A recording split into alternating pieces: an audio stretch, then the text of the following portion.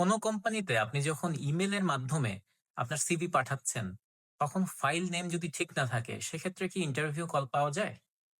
আসসালামু আলাইকুম। This is Tanvir from the Right Fit. CV episode mistake number 8, file name and format. আমরা অসংখ্য CV receive করি যেখানে ফাইল নেম দেয়া আছে আনটাইটেলড ডকুমেন্ট। তারপর যেই তারিখে পাঠানো হয়েছে শুধু বছর, মাস, দিন সেই তারিখটা। অথবা ক্যাম স্ক্যানার, তারপর একটা সিরিয়াল নাম্বার, এভাবে। এটা আসলেই কমপ্লিটলি আনপ্রফেশনালিজমটাকে তুলে ধরে। আপনার ফাইলটা অবশ্যই একটা সুন্দর ফরম্যাটে হতে হবে, ফাইলের নেমটা।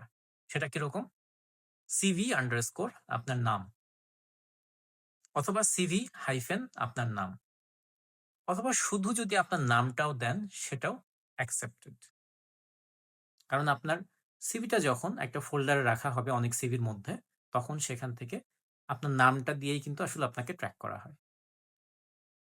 আর আরেকটা জিনিস সবসময় মনে রাখবেন, সেটা হচ্ছে কখনোই সিভি পিডিএফ ছাড়া অন্য কোনো ফরম্যাটে পাঠাবেন না। অনেক সময় আমরা ওয়ার্ডে অনেক সিভি রিসিভ করি। দেখা যায় যে তারা একটা টেমপ্লেট ইউজ করেছেন, সেই টেমপ্লেটটা হয়তো আমাদের কম্পিউটারের সাথে ম্যাচ করছে না, যার কারণে সেটা শো করছে না। সো যেখানেই পাঠান, PDF is always safe. CV নিয়ে আর কোনো ধরনের কোনো কোশ্চেন যদি আপনাদের জানার থাকে, সেক্ষেত্রে কমেন্ট বক্সে দয়া করে জানাবেন। I will answer it. সাথে থাকার জন্য অসংখ্য ধন্যবাদ। ভালো থাকুন।